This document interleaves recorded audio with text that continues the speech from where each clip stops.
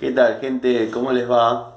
Bueno, este es un avance de la charlita que vamos a tener esta noche en mi canal Siciliano en su taller. Ahora me encuentro en el tallercito.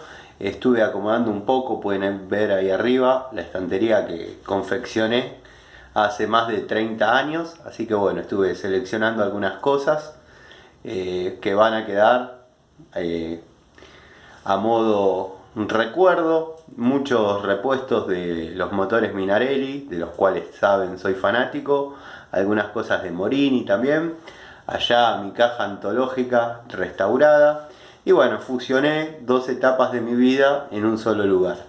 Les dejo la recomendación de que si tienen ganas, si les gusta, miren el videíto de hoy. Para mi punto de vista interesante, esta es la primera parte de bastidores y su correcto armado para un buen funcionamiento. Saludos.